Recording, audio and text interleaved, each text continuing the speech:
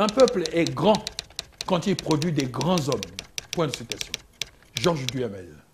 Bonjour à tous et bienvenue à l'émission Grand Angle, notre rendez-vous hebdomadaire, le creuset de communion entre les Congolais, l'espace des grands panafricanistes, le sanctuaire de nos souvenirs. Heureux de vous retrouver ce soir.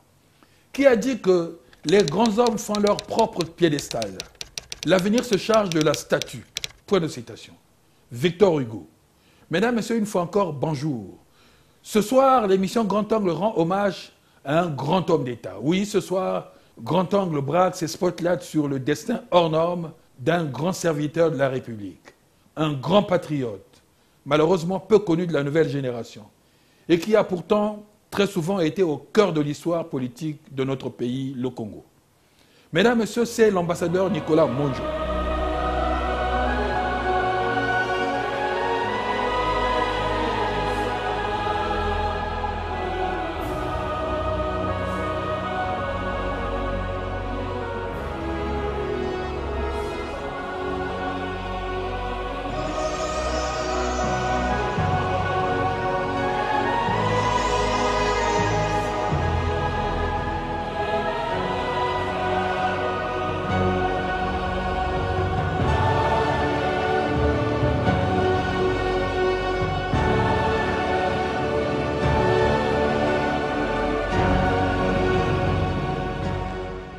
En dépit de ces tentatives effrénées de déshumanisation des non-blancs en Azanie et en Namibie, où les travailleurs sont considérés comme une main-d'œuvre cheptel, où les lois sur les laissez-passer, où l'odeur du noir précède tout jugement sur le noir, où la majorité du peuple d'Afrique du Sud est parquée dans des réserves dans une promiscuité indescriptible.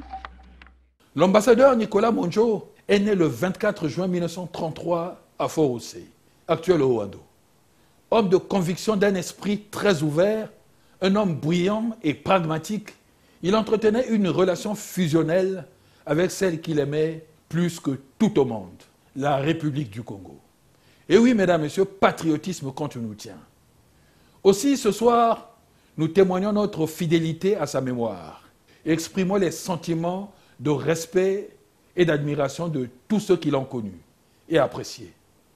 Ceux qui ont travaillé avec ce grand homme d'État et qui savent ce qu'ils lui doivent. Grand Angle se propose donc ce soir de faire œuvre d'histoire, œuvre de mémoire, en rappelant les principales initiatives de ce grand patriote devant l'Éternel. En évaluant aussi ce que fut son rôle dans les hautes fonctions qu'il exerça.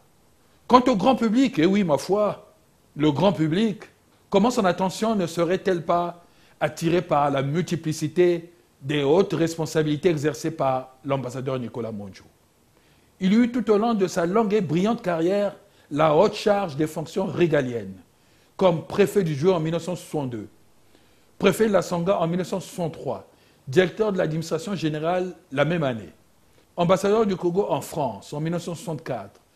Entre 1968 et 1970, il a été successivement ministre des Affaires étrangères sous le président Alphonse Massamba Deba, directeur de cabinet du président Marien Ngouabi.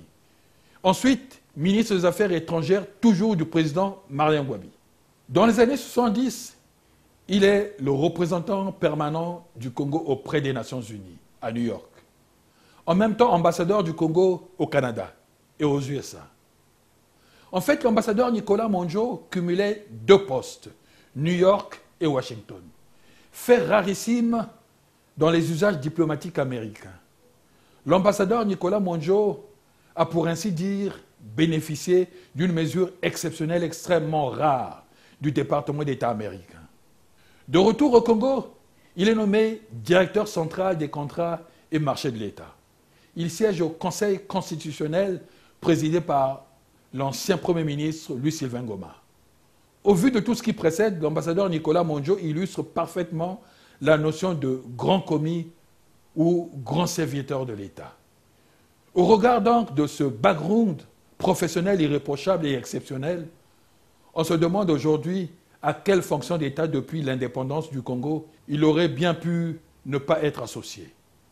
En effet, cette capacité d'adaptation à des hautes fonctions d'État aussi diverses, oui, ce généralisme exauce bien un des vœux qui ont présidé à la création de l'école supérieure du Moyen Congo, à Dolisie.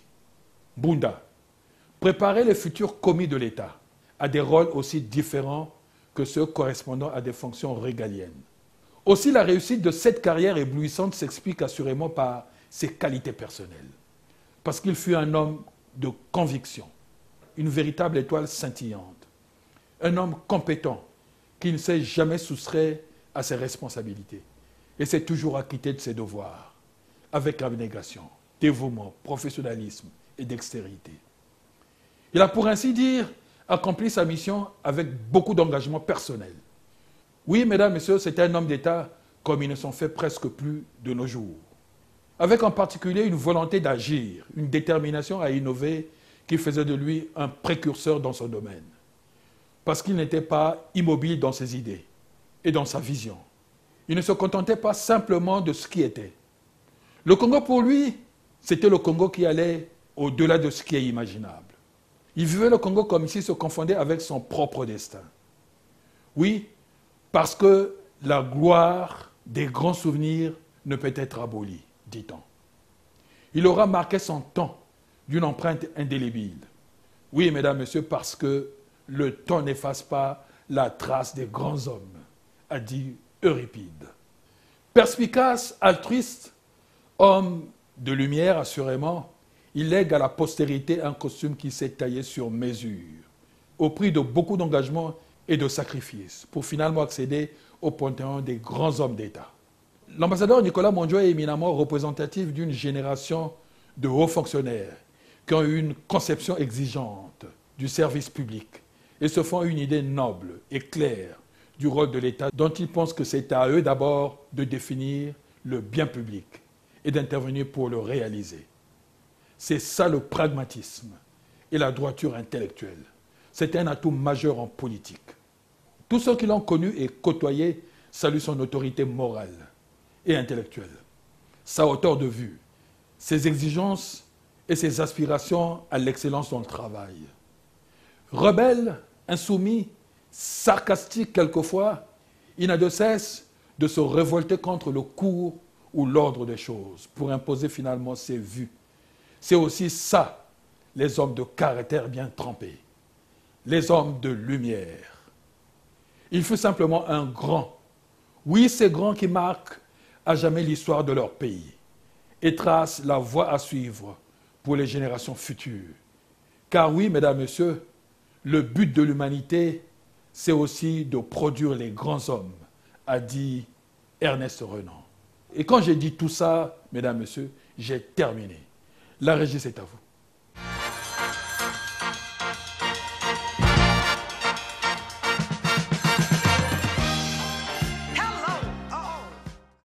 Dont ne relevaient jusqu'ici que les Arabes, les coulis de l'Inde et les nègres d'Afrique. Fin de citation. En dépit de ces tentatives effrénées de déshumanisation des non-blancs en Azanie et en Namibie, où les travailleurs sont considérés comme une main-d'œuvre cheptelle, où les lois sur les laissez-passer, où l'odeur du noir précède tout jugement sur le noir, où la majorité du peuple d'Afrique du Sud est parquée dans des réserves dans une promiscuité indescriptible, des millions d'hommes et de femmes d'Azanie et de Namibie savent désormais que la défaite de l'apartheid devient irrécusable. Parce qu'il viole chaque jour les droits de l'homme, réduit au rang des bêtes qui parlent. Parce qu'il foule aux pieds la charte et les résolutions des Nations Unies. À cause de sa politique constante qui défie et humilie notre organisation. Par sa complicité criminelle avec le régime illégal de Ian Smith. Par son refus obstiné de respecter les décisions qui consacrent le droit sacré du peuple namibien à son indépendance dans l'unité et dans l'intégrité territoriale. Le régime raciste et fasciste d'Afrique du Sud s'est mis volontairement au banc de l'humanité. L'apartheid, vous le savez à suffisance, Monsieur le Président, est un sujet d'inquiétude pour le monde entier. Ce que les peuples victimes de cette doctrine demandent, c'est de les aider à les guérir de ce fléau. L'Assemblée générale, dans sa majorité, attend du Conseil non pas des vétos déjà démystifiés et qui ne contribueront qu'à raidir davantage la situation, mais des actes concrets. Car nous voulons tous ensemble regarder l'avenir les yeux bien ouverts. Dans un monde où les problèmes ne se poseront plus en termes de rapport de force, mais en termes de justice.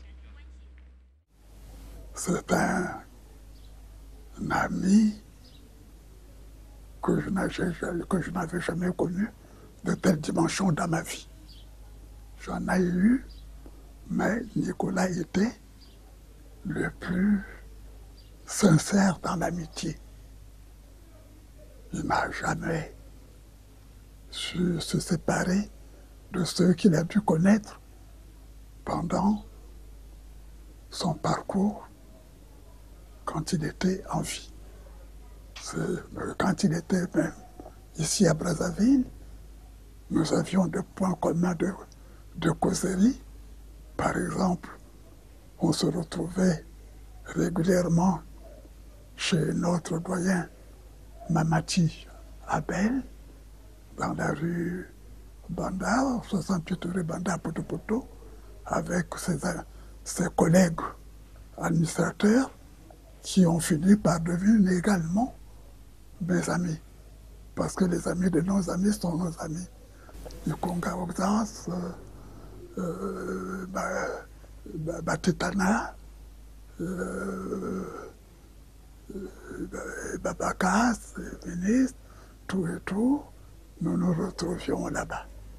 Et quand j'étais élu membre du bureau politique, j'ai fait un voyage que je dois retenir avec Nicolas en Algérie. Le président de la République, le président Massamba Deba, était invité personnellement par le président Boumedienne à leur fête nationale. Et j'ai conduit la délégation. Et le président va me donner des conseils. Il dit, arrivé à Paris, tu prendras notre ambassadeur, M. Mondjo, qui se trouve là, qui va compléter la délégation que tu vas conduire à partir de Brazzaville. Et avec Nicolas, nous sommes partis assister à la fête de l'Algérie. Et on a cohabité pendant une semaine dans un même hôtel. Et au retour à Paris, nous l'avons laissé et j'ai continué mon voyage vers la Yougoslavie où j'avais un message à remettre au président Tito de la Yougoslavie. Donc, Nicolas, c'était quelqu'un qui avait la confiance du chef d'État qui était avec moi à cette époque, le président Massamba Deba. Et d'ailleurs, vous avez pu voir, avec tous les autres chefs d'État, il a servi jusqu'à se faire traîner dans la boue par les révolutionnaires à l'époque, qu'il était valet de l'impérialisme et tout, alors que c'était un diplomate chevronné, un exemple même de la servitude. Il a rendu au Congo ce que le Congo lui a donné, c'est-à-dire la formation. N'a pas été ingrat, n'est pas resté à l'étranger et il est revenu au Congo et il a servi. Je l'ai suivi dans son parcours. Il m'est très difficile, très pénible même, de parler de Nicolas Mondjo. parce que ce n'est pas seulement, ce fut non seulement un parent, nos parents sont du même village, à Bunji, mais c'était, je dirais, un frère au sens propre du terme, c'est-à-dire celui qui vous voit grandir, qui vous avertit, qui vous guide et qui vous protège. Donc je parlais plus de ça, il m'a protégé, il m'a guidé, il m'a aidé dans l'existence humaine. C'est presque inexprimable de dire ça, ce que je lui dois, ou ce que je pense de lui. Parfois ça fait banal, ça fait quotidien, ça fait ordinaire, mais Nicolas avait un toucher humain, avait un sens de l'humanité tel que je sais pas, quand j'étais devant lui, j'étais comme un transfiguré moi-même, j'étais comme changé moi-même. Il avait cette force-là de vous changer mentalement, spirituellement, etc. Il était très ouvert, non seulement à la culture africaine, mais à d'autres cultures aussi, d'autres continents, ce qui donne un peu sa force spirituelle, sa force humaine, ses qualités de diplomate, de grand négociateur, ses qualités de respect de l'autre, de l'opinion des autres, de respect, et sa compassion, aider les autres, secourir les autres, et surtout s'il voyait que vous étiez faible, et souvent j'étais faible moi-même. Donc il venait chaque fois à votre secours, et de façon désintéressée, de façon sincère, absolument sincère, de façon absolument intègre, comme on peut dire. Je connais mon Joe Nicolas, Noël 1952, l'année où je préparais le certificat d'études. J'habitais chez ma grand-mère à Brazzaville et je croise donc Nicolas à la rue Bateke où je rendais visite à ma cousine, Marguerite Konongo, la maman du général Charles Richard Monjo, ministre de la Défense. Puisque vous m'avez invité à dire si c'était un parent ou c'était seulement un ami ou un citoyen ordinaire. Oui, je n'ai pas de parenté directe avec lui, même si nous sommes tous du même terroir. Vous verrez bien qu'il est né à Forousé, actuel au Rwanda. Moi, je suis né à Brazzaville, à Poto-Poto. J'ai vécu essentiellement à Pointe-Noire, où mes parents travaillaient, mon père travaillait au chemin de fer.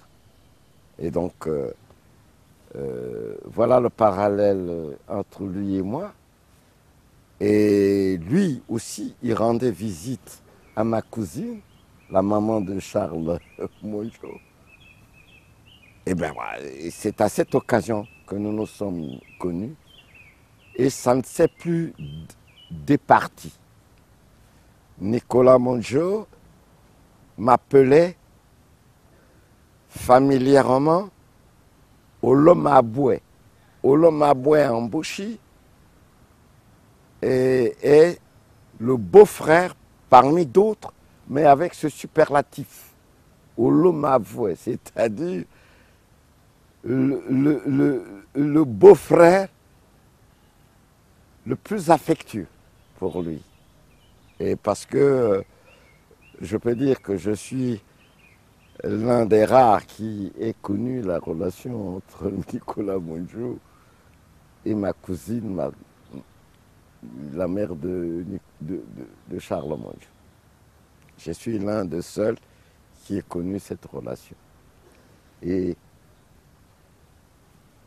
c'est avec beaucoup d'humilité que je ne peux parler de ça, mais je tenais à vous restituer cela.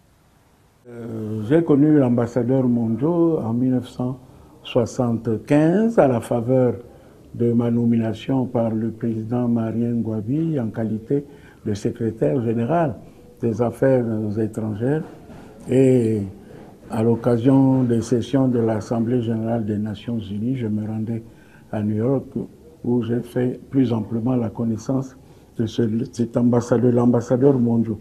D'ailleurs, vous aurez remarqué qu'on parle de lui exclusivement en utilisant le mot, la qualité d'ambassadeur, alors qu'il a assumé des fonctions autrement plus prestigieuses que celles d'ambassadeur, puisqu'il a été ministre à plusieurs reprises au niveau des Affaires étrangères et qu'il a dirigé l'administration générale du ministère de l'Intérieur, qu'il a été préfet dans la Sangha au Djoué. Donc c'est un homme, un grand commis de l'État. Bon, cette émission, c'est vrai, se déroule en français, mais pour les locuteurs de Lingala, et pour résumer la vie de l'ambassadeur Monjo, on dirait que c'était un Araki Kalaka Monene. Araki Nabonzanga, Bomoto, Boboto. Voilà ce que je peux dire en résumé et en Lingala pour les locuteurs de langue Lingala concernant l'ambassadeur Monjo. Et la quasi-totalité des membres ont reconnu le rôle prépondérant que le peuple palestinien doit jouer pour la restauration des conditions qui doivent promouvoir la paix dans cette région si durement éprouvée. C'est ce qui ressort des articles 3 et 4. Quant à l'article 5, il réaffirme que dans l'exercice de ses droits, le peuple palestinien est maître des moyens qu'il juge aptes à servir sa cause, bien entendu conformément à la charte. À l'instar de l'appui qui est donné à tous les mouvements de libération, l'article 6 contient un appel lancé à tous les États membres et aux organisations internationales afin qu'ils accordent l'aide nécessaire à la lutte de libération que mène le peuple palestinien.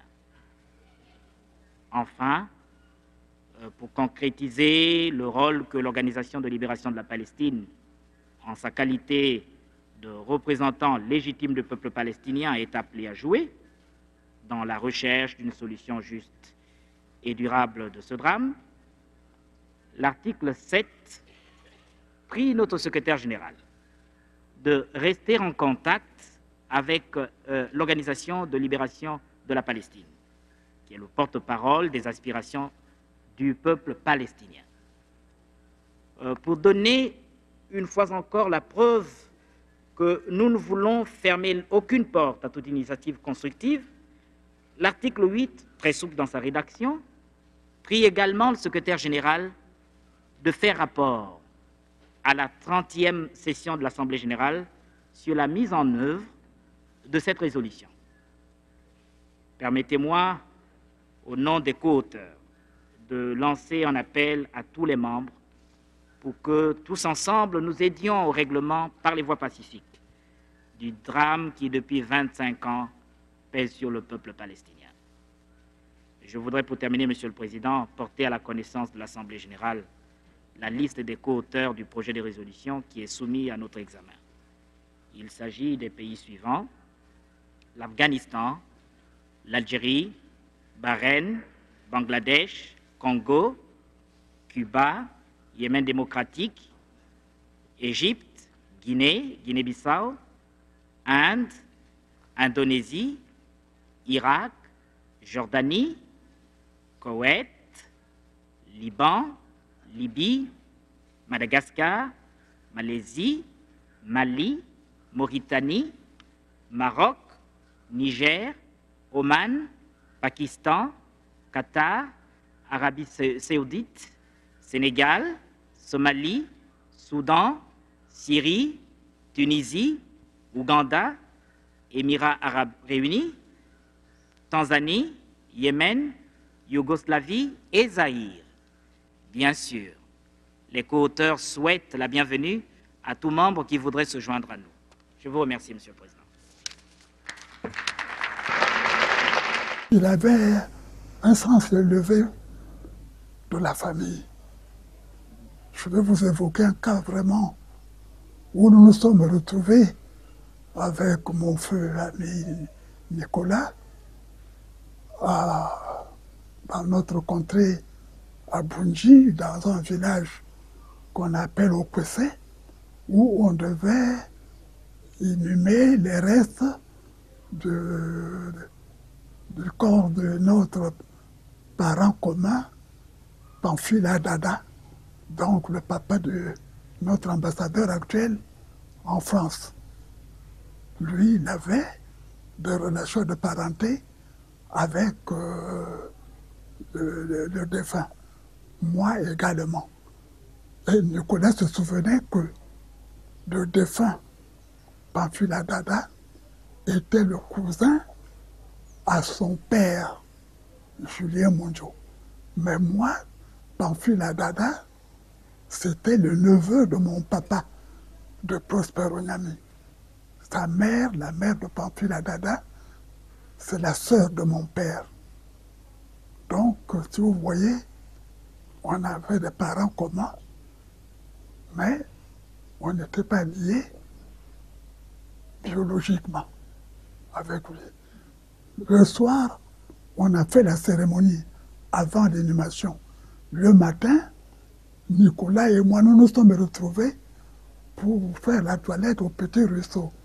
Moi, j'avais une trousse que j'avais reçue toujours des voyages que j'avais dans les avions en première. Et lui, il avait une trousse vraiment de luxe. Ben, dès que nous sommes revenus à Brazzaville, Nicolas est venu ici. Il est parti m'acheter une trousse semblable à la sienne. Il me l'a donnée et je l'ai toujours comme souvenir. Après sa mort, j'ai la trousse que Nicolas m'a donnée. C'est vous dire que c'est quelqu'un qui avait le cœur vers les autres. Brillante carrière administrative, brillante carrière diplomatique, parce que c'est l'un de nos meilleurs diplomates. J'ai croisé Nicolas Monjo à New York, pendant que j'étais stagiaire à l'Institut du Fonds monétaire international à Washington. Et je venais passer quelques séjours à New York chez lui. Et je l'ai connu aussi à Paris, ambassadeur représentant du Congo à Paris. Et ce jour-là, il m'a invité. C'est le jour où il a présenté ses lettres de créance au général de Gaulle. Et il était tellement heureux qu'il voulait me voir à ses côtés autour d'un repas qu'il m'a offert aux Champs-Élysées, non loin de sa résidence. Et c'est là où il m'a dit, je suis heureux parce que le général de Gaulle m'a dit, en privé, jeune homme, nous devons nous tutoyer. Et Nicolas s'est levé un peu de sa chaise, il était tellement ému de cette confidence qu'il me faisait, et que c'est la première fois que je buvais ma première coupe de champagne pour l'événement. Et je lui dis, mais à quel honneur le général de Gaulle, que d'aucuns ne pouvaient tutoyer, te demande à toi. Il m'a dit, il a lié ma personne à son grand séjour de chef de la France libre à Brazzaville. Quand le président Marien Ngouabi m'avait eu la gentillesse et le devoir de me confier le poste de ministre des Affaires étrangères de la coopération, en arrivant à ce poste-là, évidemment, j'ai vu quels étaient les intérêts du Congo au plan mondial, au plan international. Quels étaient les intérêts du Congo. Alors j'ai constaté que le Congo avait rompu avec les États-Unis diplomatiquement pendant au moins 20 ans. Hein? Alors c'est quand même la première puissance du monde. Même l'URSS à l'époque avait des relations diplomatiques avec les États-Unis. Pourtant ils étaient en guerre froide, etc. Alors je me suis ouvert au président. J'ai dit qu'à un président, il faut renouer les relations diplomatiques entre le Congo, Brazzaville, le Congo populaire et les États-Unis d'Amérique. Bon.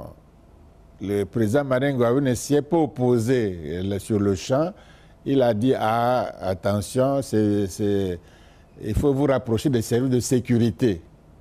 Donc je me suis rapproché des services de sécurité que dirigeait à l'époque, je me suis rapproché auprès du président Denis Sassou Nguesso. Je lui ai parlé de ça, qu'il me paraît dans l'intérêt du peuple congolais de renouer nos relations diplomatiques avec les États-Unis. Donc j'en ai parlé au président Sassou sur la recommandation du président Marien Ngouabi.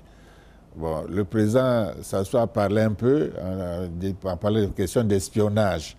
J'ai dit, mais dans l'espace, on peut faire l'espionnage. Là, à côté de Kinshasa, on peut faire l'espionnage. En tout cas, rien ne peut échapper aux États-Unis. Rien, absolument rien. Comme les intérêts américains aux États-Unis étaient sauvegardés par leurs bâtiments, etc., par les Allemands, alors je me suis ouvert au ministre des Affaires étrangères, au commissaire politique de Kinshasa. À l'époque, c'était notre ami Ngunz Karlibond. Je savais qu'il était ami du ministre allemand des Affaires étrangères, M. Genscher. Donc, je me suis ouvert à Ngunz Karlibond. Je lui ai exposé le problème. Il a dit, ah bon, mais ça tombe bien, puisque je peux téléphoner à Genscher, te recommander à Genscher. Genscher est mon ami. Et Ngunz Karlibond a donc téléphoné à Genscher et il m'a mis donc en contact avec Genscher. Genscher m'a dit, vous pouvez venir ici, à Berlin. Donc ça, c'était un peu la partie, pour le lieu de faire cette réunion-là. Comme le ministre Monjo était ambassadeur à l'ONU du Congo, pour le Congo, il fallait le toucher nécessairement, puisqu'il était aux États-Unis. Je lui ai exposé le problème. Donc, lui devait être chargé d'avertir la Maison-Blanche qu'on devait renouer. Nous aussi, on le faisait, mais il devait aussi le suivre, le dossier. Ensuite, je lui ai dit que mais il faut venir, parce que nous, on est à peine expérimentés. Il y avait mon directeur de cabinet, puis secrétaire général des Affaires étrangères, le ministre Ikwebe, Basile Ikwebe, et j'ai pris un journaliste avec nous, c'était Passy Mouba. Nous sommes partis, Passy Mouba, Ikwebe et moi, depuis Brazzaville, et Nicolas Monjo nous a rejoints à Berlin. Bon, évidemment, moi, je n'étais pas dans les études de la diplomatie. Ikwebe était diplomate de carrière. Il a fait la diplomatie, il a étudié ça. Donc, il pouvait bien me conseiller. Et Nicolas Monjo, je lui ai confié tout le dossier. Donc, il orientait. Il m'orientait dans les discussions. Il me disait ce qu'il fallait dire, comment il fallait le dire, et ce qu'il fallait ne pas dire, etc., etc. Donc il m'a tout à fait orienté, m'a fait un briefing merveilleux que j'ai bien retenu, etc. Donc nous sommes partis discuter. La Maison-Blanche, au temps du président Jimmy Carter, avait envoyé M. Chofele, qui était responsable des problèmes africains à la Maison-Blanche. Chofele était venu depuis Washington. Et nous avons discuté pendant 2-3 jours. On est convenu qu'on renoue nos relations, on doit faire la proclamation à la même heure à Brazzaville et à Washington, etc., etc. Et qu'on doit obligatoirement rouvrir l'ambassade, envoyer notre ambassadeur à Washington. Alors moi, j'ai dit aux délégués américains que je n'avais pas d'argent pour envoyer tout de suite un ambassadeur à Washington. Parce qu'il fallait refaire le bâtiment qui était abandonné pendant longtemps. Il fallait le rééquiper, etc., l'aménager encore. Donc, je n'avais pas l'argent pour le faire immédiatement. Ça prenait du temps. Donc, je lui ai demandé s'il pouvait, la diplomatie américaine d'État pouvait accepter que l'ambassadeur Nicolas Monjo, qui est déjà à l'ONU, soit en même temps notre ambassadeur à Washington. Ce qui n'est pas du tout la règle, ce qui est contre tous les principes depuis 2 siècles au moins. On ne fait pas ça aux États-Unis. Alors, j'ai su, il faut discuter, il faut plaider, il faut charmer aussi en diplomatie. Donc finalement, les Américains ont accepté, mais vraiment à contre-cœur. Ils ont accepté, bon, vu aussi la personnalité de Nicolas aussi, son charme aussi, sa diplomatie, son doigté, et ils ont accepté finalement. Donc nous avions cette exception que Nicolas Mongeau était à la fois notre représentant aux Nations Unies, donc vivait à New York, et on avait un domaine de la résidence, et puis en même temps il était notre ambassadeur à Washington, à la capitale fédérale, à Washington. Il assurait les deux, ce qui ne se fait jamais, ce qui ne s'est jamais fait d'ailleurs. Et donc on a eu cette exception-là par les bienséances. Il faut savoir se comporter, et cultiver l'amitié, la diplomatie, c'est tout un art, tout un art. Il faut le beau mot, il faut plaire, il faut discuter, il faut charmer, on voit aussi la sincérité de vos propos. Je vais vous parler d'une anecdote. Un jour, il m'invite à venir prendre un petit repas avec lui à New York. Et par erreur, je suis arrivé très en avance. Je sonne et je vois arriver l'ambassadeur avec un tablier. Et puis, dans les mains, il avait un grand couteau de cuisine. Alors, j'étais surpris par ce spectacle.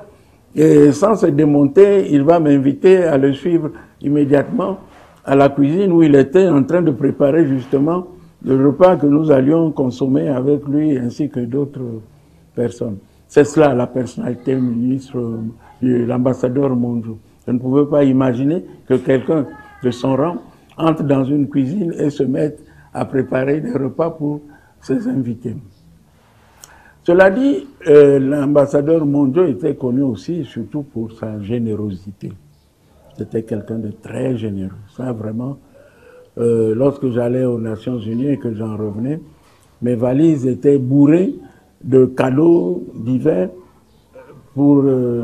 avec pour destinataires et bénéficiaires des personnalités, de hautes personnalités du pays, mais aussi des personnes très humbles, comme par exemple d'anciens condisciples de l'école primaire de Saint-Benoît à Bunji. Et je mettais plusieurs jours pour distribuer ces paquets-là. C'est pour dire que la personne était très, très généreuse et très reconnaissante. De ceux qui continuent à défendre le cas Lonol, avocat sans doute ayant du talent, mais cependant, dans le cas qui nous occupe, avocat d'une cause indéfendable et d'une cause d'avance perdue.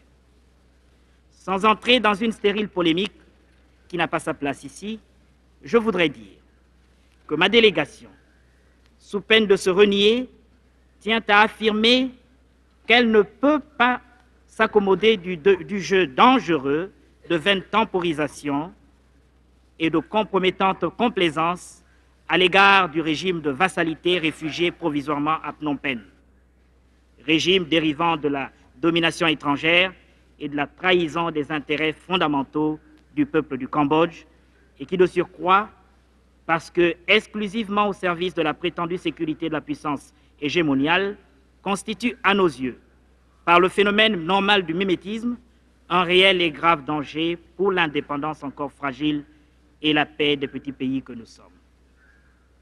On ne peut pas reprocher à des collectivités fraîchement promues à l'indépendance de préserver avec un soin vigilant leur indépendance, ce bien précieux dont elles ont été privées au cours de la longue nuit coloniale et dont elles savent désormais apprécier le prix.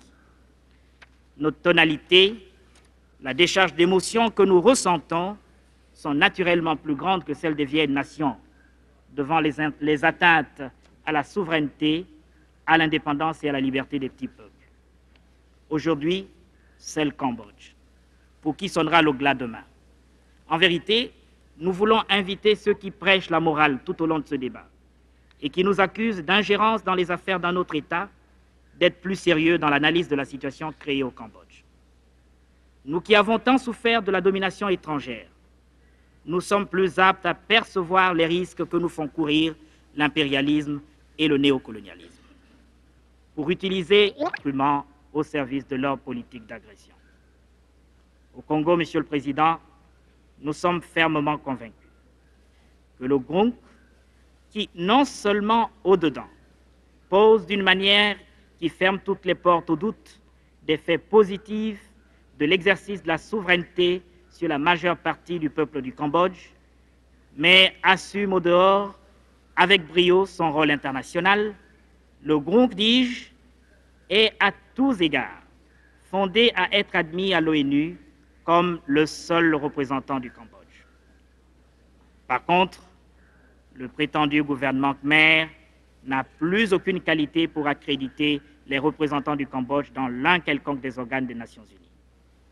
Le recours à des principes juridiques alléchants ne doit pas masquer la haute signification politique de ce débat. Ensemble, mettons fin à l'agression américaine au Cambodge en expulsant le groupe LONOL du siège qu'il usurpe à l'ONU. Tous les pays épris d'idéal de progrès, de paix et de liberté doivent apporter leur appui massif en faveur du projet de résolution AL 714, dont le succès sera le succès de notre organisation sur les forces négatives. Je vous remercie, Monsieur le Président. Brazzaville, pour lui, à cette époque où il présentait les lettres de créance, c'était de la lumière pour Charles de Gaulle. Il en parlait avec beaucoup d'émotion, parce que c'est le plus beau souvenir, a-t-il dit à Nicolas Monjo, de sa vie d'homme, son séjour à Brazzaville, capitale de la France libre. De Gaulle et Monjo, moi c'est un sentiment que je ne peux pas justifier. Il n'y a pas d'argument, mais je l'ai senti, je l'ai vu, un peu senti. Je crois que quand il était ambassadeur à Paris, Nicolas Monjo, bon, j'étais chez lui, je mangeais chez lui, etc. Il avait des entrées sans protocole à l'Élysée, chez De Gaulle. Évidemment, il y avait Foccart, il y avait De Gaulle. Il rentrait presque sans protocole. Quand il voulait, à n'importe quel moment, il partait à l'Élysée. De Gaulle lui avait dit, monsieur l'ambassadeur, tu peux me tutoyer, moi De Gaulle. Tu peux me tutoyer, me dire tu De Gaulle. Il a dit non, vous. Il lui avait dit ça. Mais Nicolas était presque tous les jours, quand il était à Paris, je dis bien presque tous les jours, fourré à l'Élysée. Tous les jours. Aucun ambassadeur européen, asiatique, africain ne le faisait. Tous les jours, il venait de l'Élysée, sans rendez-vous. Il partait là-bas, je ne sais pas qu'est-ce qu'il faisait là-bas, mais il avait une familiarité, etc. Mais ce que je sais, que De Gaulle avait une grande estime pour lui. Une grande estime, vu sa courtoisie, sa bonhomie. Mon Dieu, ce n'est pas un homme avec qui vous vous fâchez. Même s'il y a des questions qui font fâcher, lui, il sait accueillir avec beaucoup de courtoisie, beaucoup d'élégance et beaucoup de bienveillance. Tu vois, c'est un esprit des Lumières, comme on dit, au XVIIIe siècle, comme les Voltaire, comme les Rousseau, comme les Diderot. C'est l'esprit de lumière. Et De Gaulle aimait beaucoup cette période-là. Pourquoi? Parce que quand on avait arrêté Jean-Paul Sartre qui faisait les meetings dans les usines là-bas sur les tonneaux, les commissaires de police l'avaient arrêté. Et puis, un commissaire avait écrit à De Gaulle, dit que Sartre est arrêté là-bas. Et on lui dit de partir chez lui, il ne veut pas partir. Il veut rester. Si vous l'avez arrêté, pourquoi vous l'avez arrêté, il faut juger, etc. On ne sait pas comment faire. De Gaulle a pris un carton, elle a écrit à Sartre, il dit allez lui donner ce mot-là. Il a dit au commissaire, imaginez-vous qu'on mette Voltaire en prison. Est-ce que tu peux mettre Voltaire en prison? Malgré ce qu'il dit, malgré ce qu'il fait, il conteste tout. Voltaire conteste tout dans la vie, dans la cité. Est-ce qu'on le met en prison? On peut le mettre en prison? De Gaulle a dit, on ne peut pas mettre Jean-Paul Sartre en prison, laissez-le. C'est comme si on mettait Voltaire en prison. Voltaire, au Panthéon, pas en prison. Voilà. Et donc, De Gaulle, qui avait une grande intelligence, au sens que je viens de définir, qui avait un grand sens de l'humanité, un grand humanité, un grand homme, non seulement grand de taille, mais grand de puissance intellectuelle, de puissance de vie. Il avait beaucoup d'amitié, beaucoup d'affection pour Nicolas Mongeau. Il a demandé à Nicolas Mongeau de le tutoyer, lui, de Gaulle, ce qui était rare. Ce qui est rare, presque impossible de tutoyer de Gaulle. C'est rare. Même pas ses amis. C'était rare. Donc, c'est pour dire que de Gaulle avait senti aussi en Nicolas Mongeau une personnalité, une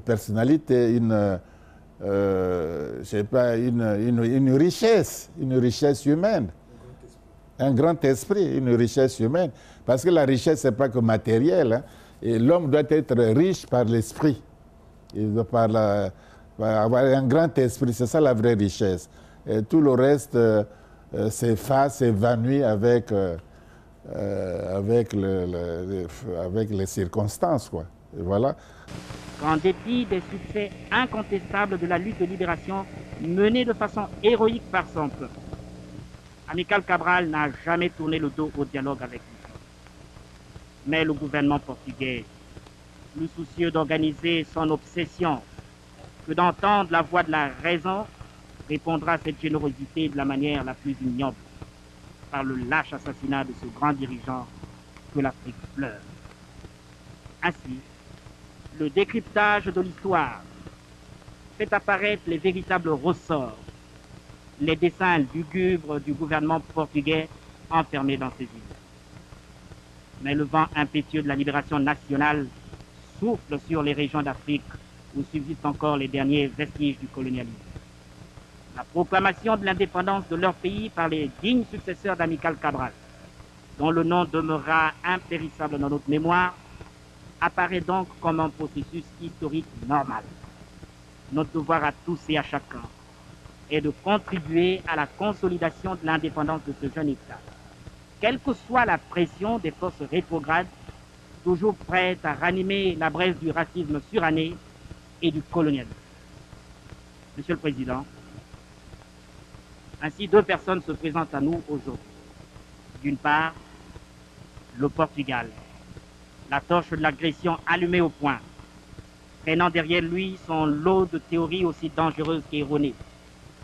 Et d'autre part, le peuple de Guinée-Bissau, qui sort du cauchemar de la longue, trop longue nuit coloniale.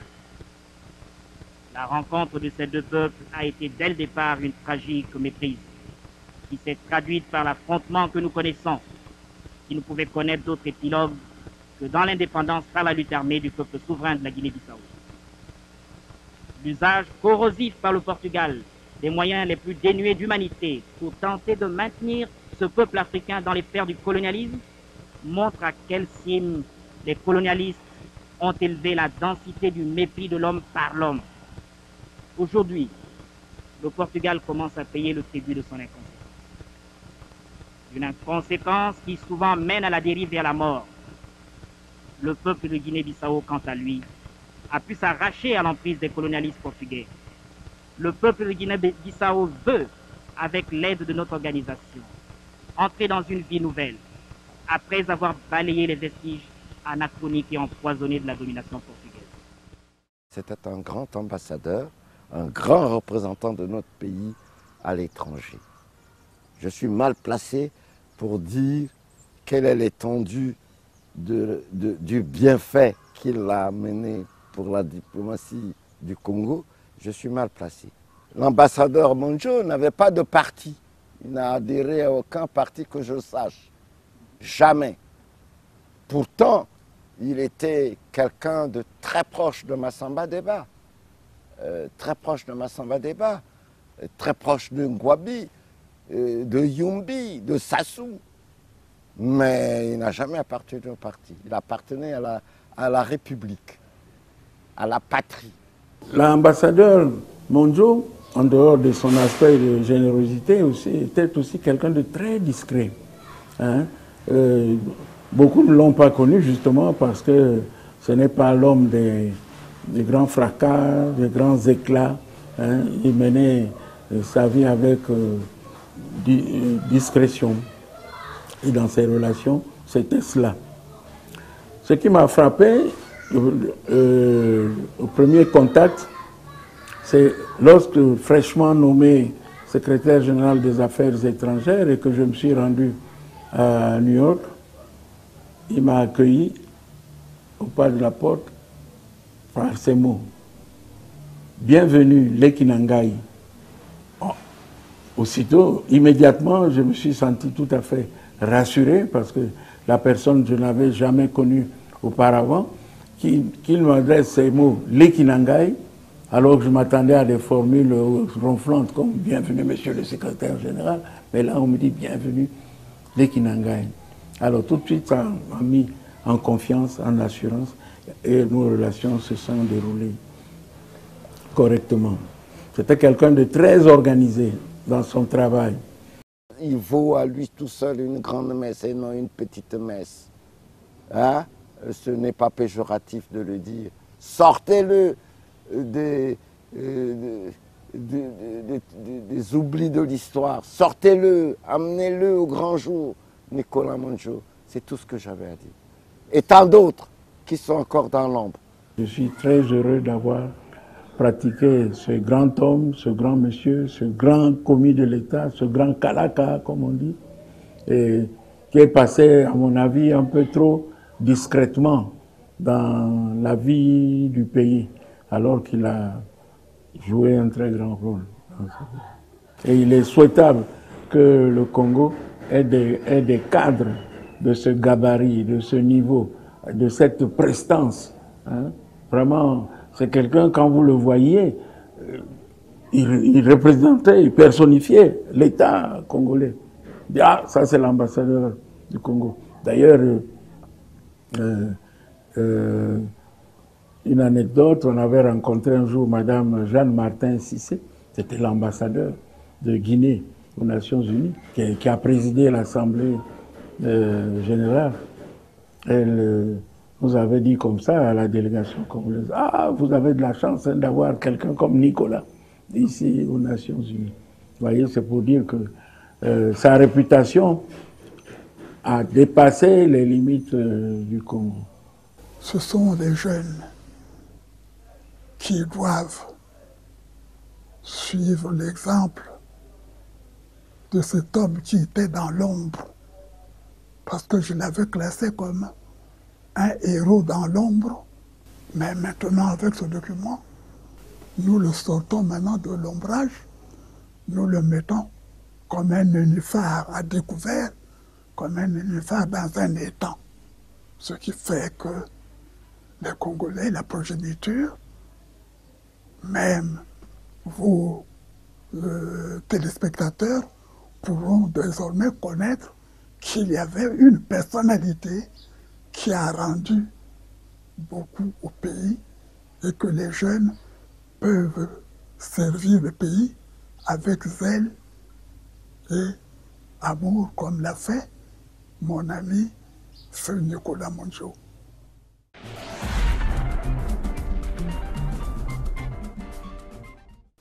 La vie et la mort sont soumises à la destinée. Point de citation. Georges Clemenceau. Voilà, mesdames, messieurs, tout est bien qui finit bien. Nous sommes arrivés à la fin de cette émission et nous vous disons à toutes et à tous merci pour votre fidélité à l'émission Grand Angle, où que vous soyez dans le monde. Ce soir, Grand Angle a braqué ses spotlights sur la trajectoire de vie de l'ambassadeur Nicolas Monjo. Pensée du jour. Les grands hommes le sont quelquefois jusque dans les petites choses. Point de citation. De Vauvenargues. Chers téléspectateurs, restons humbles car demain ne nous appartient pas. Au nom de toute l'équipe de Grand Angle, je vous dis une fois encore merci. Au revoir et à la semaine prochaine sur la même antenne, le même jour, à la même heure et toujours avec le même plaisir. D'ici là, mesdames, messieurs, portez-vous bien, bonne soirée à tous et bonne suite de programmes sur Télé Congo. Prenez bien soin de vous et des vôtres car chaque jour est une nouvelle vie. Le premier principe pour réussir est de tomber amoureux de son travail. Point de citation. Sœur Marie-Laurette, à méditer. Quant à moi, mesdames, messieurs, pour ce soir, je vous dis ciao, ciao.